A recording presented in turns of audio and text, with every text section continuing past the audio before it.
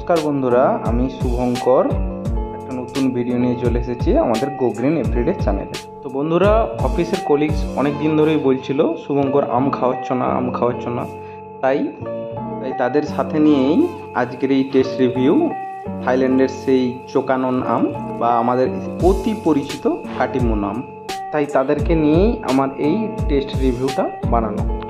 আমটা আজকেরই হারভেস্ট করা, কিন্তু টেস্ট করার পর আমার যতদূর মনে হয়েছে যে আমটাকে যদি একদিন রেখে খাওয়া হতো তাহলে ভালো লাগতো আরও বেশি। কাটার পরে আমটা দেখতে অনেকটা ইয়েলো কালার, আর ফাইবার মানে ছিবড়ে যথেষ্ট কম, একদম ক্রিমি একটা লেয়ার রয়েছে,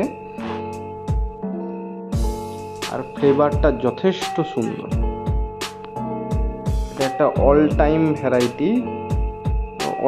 ভ্যারাইটি হলেও আমটা যথেষ্ট সুন্দর রসালো হয়।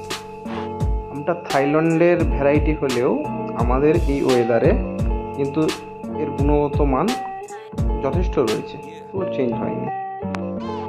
বেশ মিষ্টি স্বাদের আম, আর যদিও আমার কাছে টিএসএস মাপার কোনো ইনস্ট্রুমেন্ট ছিল না, তাও খেয়ে আমি যতদূর বুঝতে পারলাম এর টিএসএস 20-র আশেপাশে হবে। বন্ধুরা বুঝতেই পাচ্ছেন 20-র আশেপাশে টিএসএস মানে আমটা যথেষ্ট সুন্দর খেতে, ফ্লেভারও রয়েছে খুব সুন্দর। আমি অবশ্যই বাগানিদেরকে এই জাতটি তার ছাদ বাগানে বা মাটিতে লাগানোর জন্য সাজেস্ট করব। তো বন্ধুরা, আপনারাও লাগিয়ে নিন কাটিমুন আম, আর আমাদের এই চ্যানেলটিকে লাইক ও সাবস্ক্রাইব করে সাপোর্ট করুন।